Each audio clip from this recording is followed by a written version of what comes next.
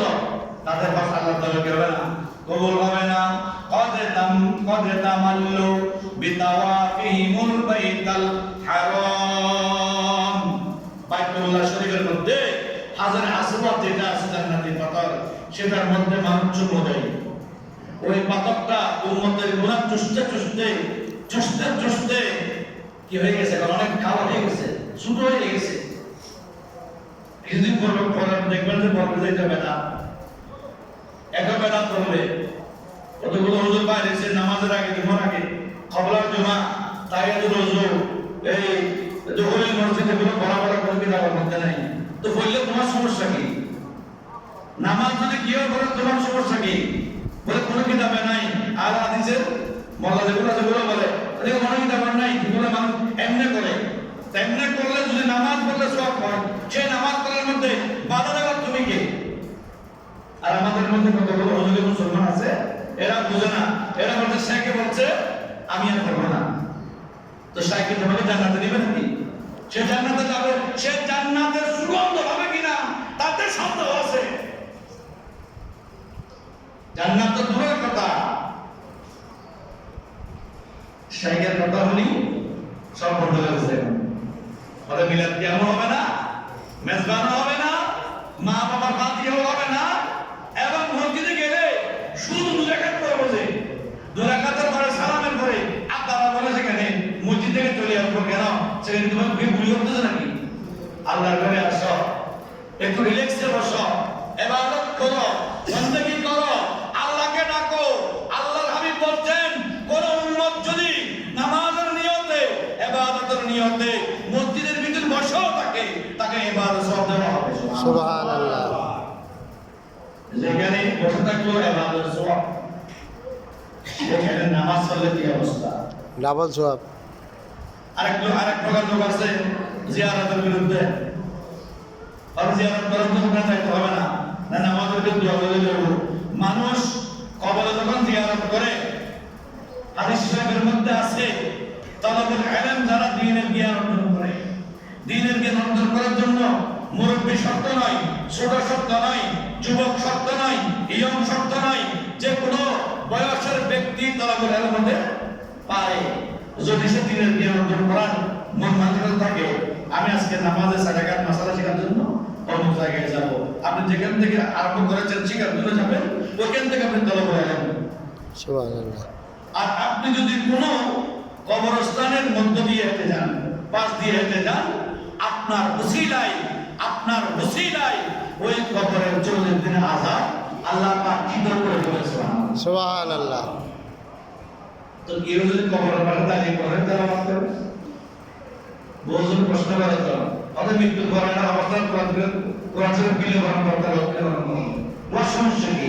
কোরআন তারা বলবে কোরআন আল্লাহর কালাম, কেউ যদি একটা আয়াত নয়, শব্দ নয়, একটা মাত্র হরফ তেলাওয়াত করে, কয় নাকি 10 নাকি না? তো এতগুলো নাকি যদি সেই বিসমিল্লাহির রহমানির রহিম তেলাওয়াত করে, কতগুলো নাকি তার আমলনামার মধ্যে আসতো। তাদের সে নিজে উপকৃত হবে, যে যারা শুনবে তারা উপকৃত হবে না। আরে বলাইয়ে আল্লাহর রাসূল বলতেছে, যে ব্যক্তি কোরআন তেলাওয়াত করছে, তুমি চুপ হয়ে ওই ব্যক্তির কোরআন তেলাওয়াত শোনো, তার আমলনামায় যে সওয়াব আসবে, তোমার আমলনামায় কি সওয়াব আসবে? সুবহানাল্লাহ। এই সমস্ত মাসাইলগুলো বাড়াবাড়ি তর্ক বিতর্ক না করে আমরা যদি দিনের খাতিরে, শান্তির খাতিরে যদি একটু একতাবদ্ধ হয়ে যাই, তাহলে আমরা সেই দিনকে আর পেতাম না। ওই দিন আবার চলে আসবে না, যেদিন আমাদের কাছে সুশীল ছিল, ভালো ছিল, শীতল ছিল। আল্লাহ আমাদের বোঝার তৌফিক দিন চলে বলি আমিন। এবার নামাজের কথা বলি, গত জুমায় বলছিলাম, তাই আমার কথা বলি। মনে করেন আমরা যারা মুসলমান নামাজ পড়ি, আমরা পাহাড়ে চলে গেলাম কাঠ কাটার জন্য, জমিনে চলে গেলাম চাষ করার জন্য। তো জমিনের ধানের যেগুলো তো গোল, ওরা খারাপ ময়লা আছে, আপনার নামাজের সময় হয়েছে, এখন ওযু করবেন। এখন ওযু করতে গিয়ে দেখা যায় পানিটা অত্যন্ত ময়লা, আবর্জনা, এই ময়লাতে পানি দিয়ে ওযু হবে না। এখন আপনি একটু ঘোরাঘুরি করলেন, হাঁটাহাঁটি করলেন, আর কোথাও করে পানি পাওয়া যায় কিনা একটু দেখি, দেখলেন না কোথাও আর কোনো পানি নেই, ওই সময় আপনি শুকনো মাটি, পবিত্র মাটি, সাঈদান তাইয়্যিবা, পবিত্র মাটি দ্বারা আপনি তিনটা কাজ করলে আপনার তায়াম্মুম হয়ে যাবে, ওযু হয়ে যাবে, ওই ওযু দিয়ে আপনি নামাজ পড়তে পারবেন। সুবহানাল্লাহ। সুবহানাল্লাহ। দেখুন তিনটা কাজ কি? এক নম্বর কাজ হচ্ছে আপনাকে পবিত্রতা নিয়ত করতে হবে। আমার কাপড়ে যদিও পবিত্র থাকে, শরীর যদি পবিত্র হয়ে যায়, আমি সব কিছু থেকে পবিত্রতা নিয়ত করছি আল্লাহর কাছে। অপারক যে তখন তার কোনো কিছু নেই আপনার জন্য, অপারক।